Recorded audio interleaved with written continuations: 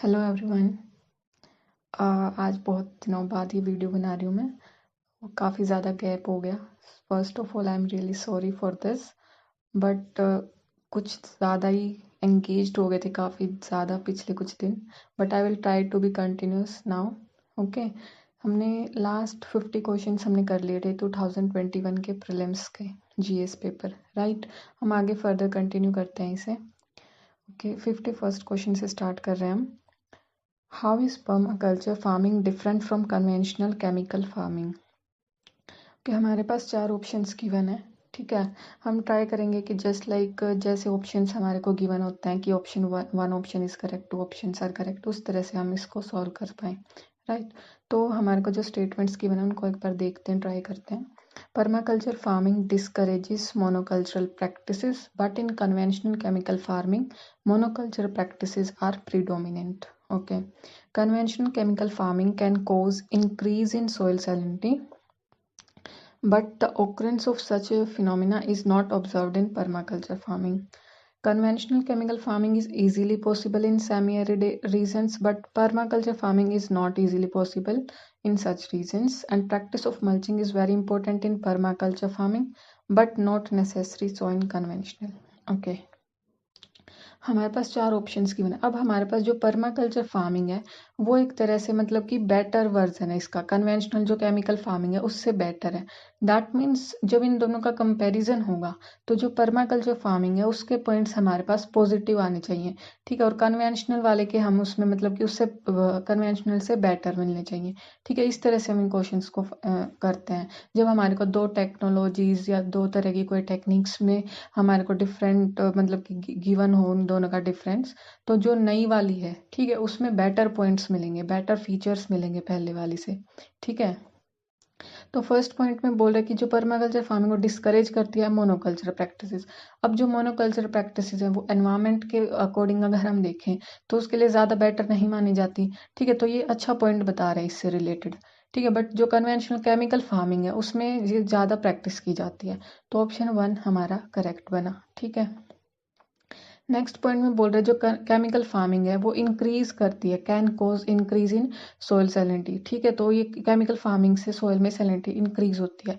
But जो ये permaculture farming है उसमें ऐसा कोई फिनोमेना ऑब्जर्व नहीं है।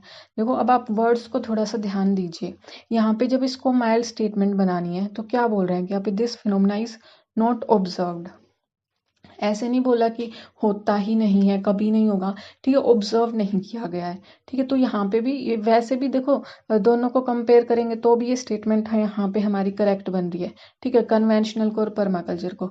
बट मैं वो चीज़ दिखाने की कोशिश करूँगी जब इनको यहाँ पे ये दिखाना है कि उसमें ये प्रैक्टिस नहीं होती पर्माकल्चर में, ठीक है, सैलिनिटी इंक्रीज नहीं होती, तो वहाँ पे इस चीज़ को लिखा है कि इट इज़ नॉट ऑब्जर्व्ड।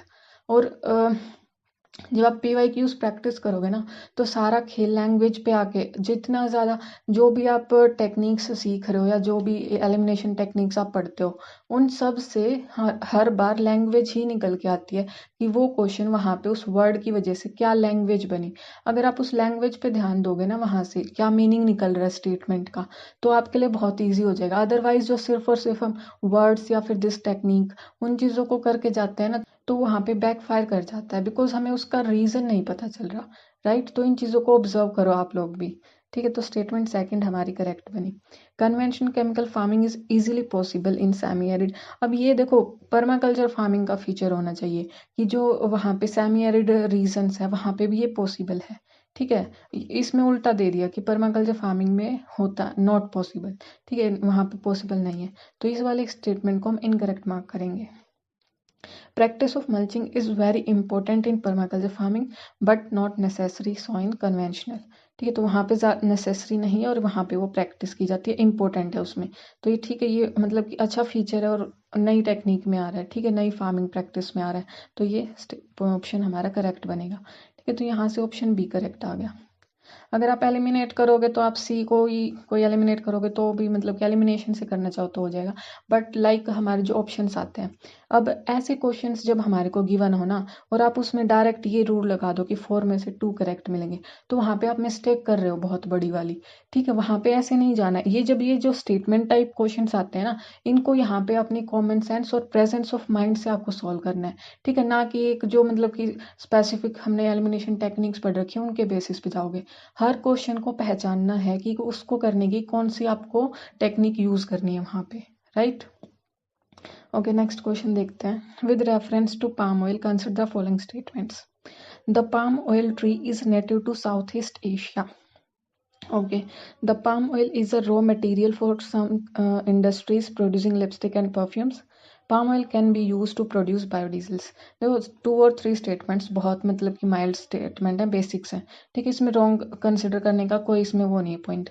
जो जब आप स्टेटमेंट्स को पढ़ते हो ना, और टेक्निक्स का मतलब क्या होता है, टेक्निक्स नहीं होती, वो एक तरह से आपके वो बन जाते हैं कि स्टेटमेंट्स किस तरह से करेक्ट बनाई जाती हैं, या फिर क्या चीज़ें ऐसी होती हैं जो क्वेश्चन में डाल के एग्जामिनर उस चीज़ को रॉन्ग बनाता है। ठीक है, तो जैसे कि यहाँ पे palm oil tree is native to, यहाँ पे जब ये नेटिव होता है कि नेटिव टू ओरिजिन है उसका, ठीक है, इनिशियली फाउंडेड, कुछ इस तरह से जब स्टेटमेंट बनाई जाती है तो वहाँ पे उसका रॉन्ग होने के चांसेस ज़्यादा होते हैं। ठीक है, मतलब कि वो स्टेटमेंट मोस्टली रॉन्ग ही बनाई जाती है। तो यहाँ पे ये वाली फर्स्ट स्टेटमेंट हमारी इनकरेक्ट है। यहाँ पे सेकंड में बोल रहा है कि सम इंडस्ट्रीज के लिए प्रोड्यूसिंग रॉ मटेरियल है, तो ये स्टेटमेंट करेक्ट हुई। यहाँ पे इसमें भी है कि कैन बी यूज किया जा सकता है। ठीक है, ऑप्शन 3 भी करेक्ट है, तो यहाँ पे ऑप्शन बी राइट बना हमारा। और जैसे कि ये वाला नेटिव है, और जैसे कि वो स्तूपा वाला क्वेश्चन था, आई थिंक 2023 या 4 में, उसमें ओरिजिन से रिलेटेड था। ठीक है, तो वहाँ पे भी वो स्टेटमेंट इसी तरह से रॉन्ग। जब आप ये कनेक्शन बिल्डअप करोगे ना कि यहाँ पे भी वो चीज़ रॉन्ग है, वहाँ पे भी सेम ही चीज़ के ऊपर बनाई गई और वहाँ पे वो स्टेटमेंट रॉन्ग थी, तो यहाँ इससे आपका कॉन्फिडेंस भी बिल्डअप होगा और आपको पता लगेगा कि ये चीज़ें आखिरकार यूज़ कैसे होती हैं। ठीक है, ओके, नेक्स्ट क्वेश्चन पे देखते हैं। With reference to Indus river system, which of the following 4 rivers, 3 of them pour into one of them, which joins the Indus directly? Among the following, which one is such river that joins the Indus direct? फिर तो यहाँ पे जब आपने Indus river system पढ़ा होगा ना, तो आपने जब रिवर्स को पढ़ा तो वो पॉइंट आपको क्लिक यहाँ पे हो पा रहा है कि लाइक इस तरह से आप भी आप सोच सकते हो कि भाई इंडस है, झेलम है, चिनाब है, रावी है। ठीक है, एंड लास्ट में हमारी जो सतलुज आती है। ठीक है, तो लास्ट में मतलब कि वो नीचे से जा रही है, ऊपर से रिवर्स उसके अंदर आएंगे, इस तरह से भी आप सोच सकते हो। अदरवाइज ठीक है, इसका आंसर हमारे पास टी है यहाँ पे।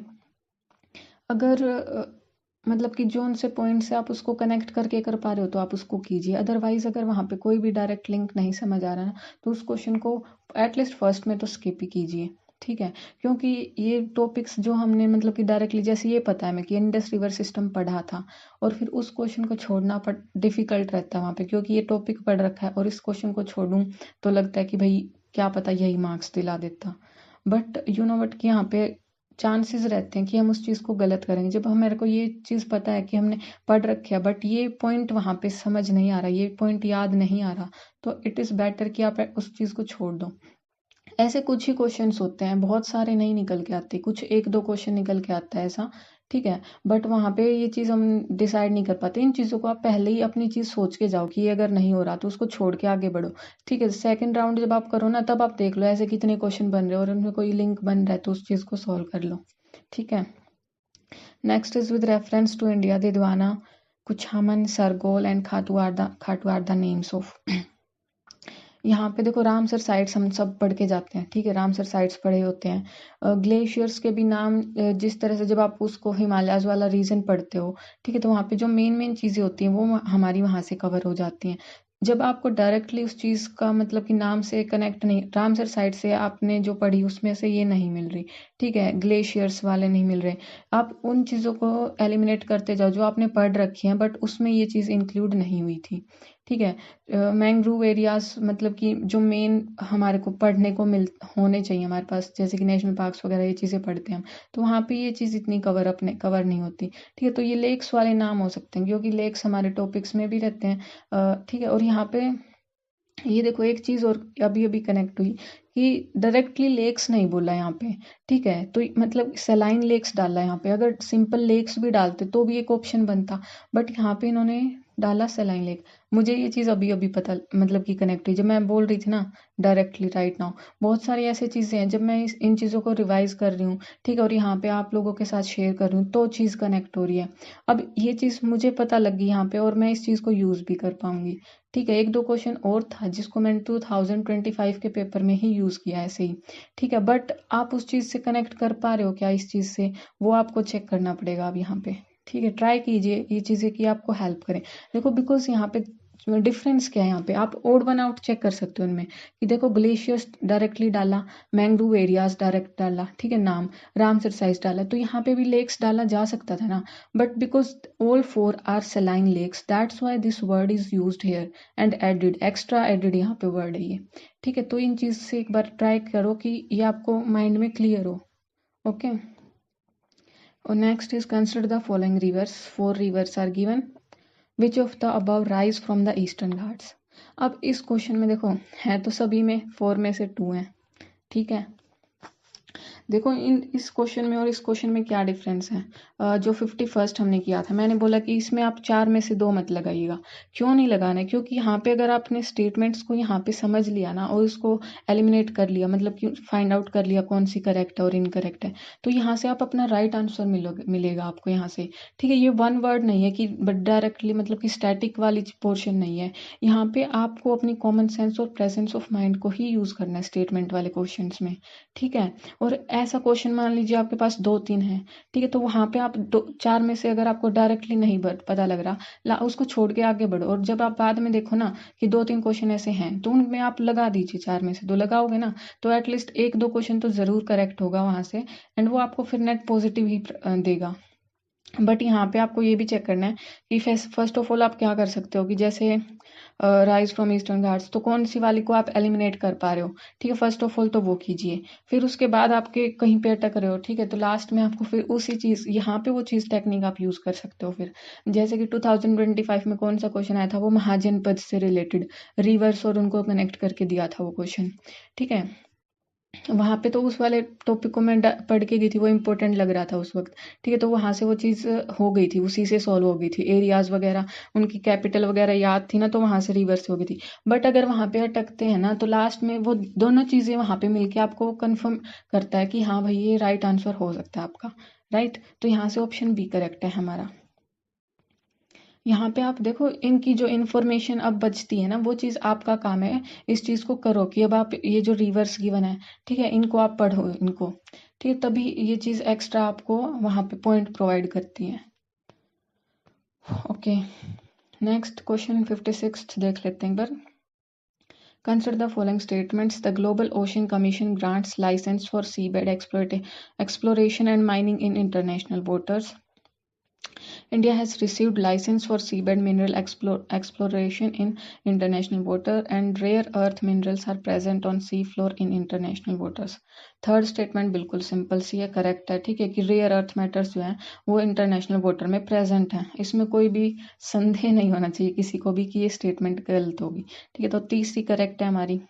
इंडिया हैज़ रिसीव्ड, इंडिया को लाइसेंस मिला है कि वो एक्सप्लोर कर सकती हैं। इसमें भी कोई ऐसी बड़ी बात नहीं है कि बहुत बड़ी चीज़ है और ये एक्सट्रीम है, इसमें कुछ ऐसा नहीं हो सकता, ठीक है। तो इसको भी आप राइट कंसिडर करोगे। फिर यहाँ पे फर्स्ट वाली देखो, यहाँ पे हमारे पास एक नाम गिवन है, कोई भी जैसे कि कोई भी बॉडी का नाम गिवन होता है, कुछ भी इस तरह से नाम गिवन होता है, तो वहाँ पे आप एक तरह से उस स्टेटमेंट को आप ज़्यादा फोकस होकर चेक करो, ठीक है। तो the global ocean commission grants license, अब यहाँ पे इस चीज़ को चेंज करना is not a big deal. आपने और भी क्वेश्चंस हैं जिनमें ऐसे बॉडी का नाम, जैसे कि मिनिस्ट्री का नाम होता है, बॉडी का नाम होता है, इंटरनेशनल बॉडीज़ में भी ऐसे नाम चेंज किए जाते हैं, ठीक है। तो यहाँ पे उस चीज़ के को चेक करोगे आप और ये स्टेटमेंट इनकरेक्ट बनी गई है यहाँ पे, इसी को ही चेंज किया गया है यहाँ पे। अब आपको ये चेक करना है कि लाइसेंस कौन प्रोवाइड करते हैं, एक बार जाके सर्च करना, ठीक है। तो option B is the right one, okay. Among the following which one is least water efficient crop.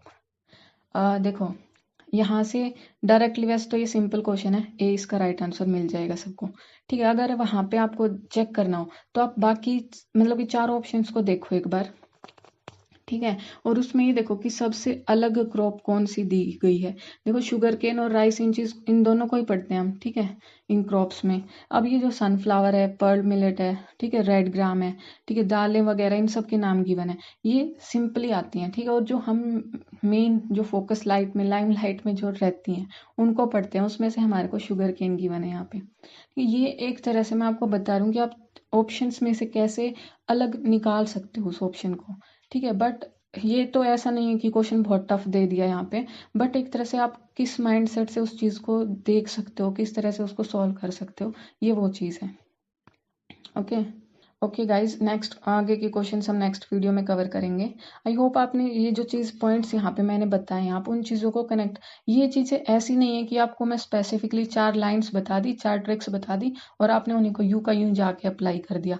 ये चीज़ वो नहीं है और इसी गलती को हम बार बार कर रहे हैं, ठीक है। बट इन चीज़ों को आप, इन चीज़ों से हटो। जो मेन चीज़ है वो है लैंग्वेज को समझना। कौन सी ऐसी चीज़ें, कुछ वर्ड्स ऐसे डाले जाते हैं स्टेटमेंट में जो उसको रॉन्ग बनाती है, कौन से वर्ड्स डाले जाते हैं जो स्टेटमेंट की लैंग्वेज को माइल्ड बना के उसे राइट बनाते हैं। इन चीज़ों को आप सीखो। एंड एक कमेंट, एक बात थी कि भाई जैसे कि हम 2021 का कर रहे हैं, ठीक है, अभी 22 का, 23 का और 2019 का हम करेंगे यहाँ पे, ठीक है। बट आप लोगों को क्या करना है, 2011 से स्टार्ट कीजिए।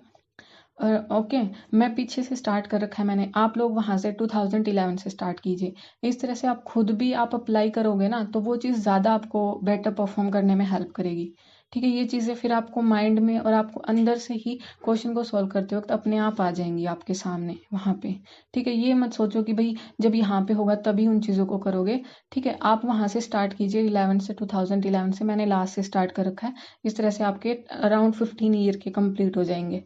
ओके, बाकी अब मैं यहाँ पे कंटिन्यूसली ट्राई करूँगी कि आपके डेली यहाँ पे डाल दूँ। ओके, नेक्स्ट वीडियो में मिलेंगे। जय श्री कृष्ण, राधे राधे।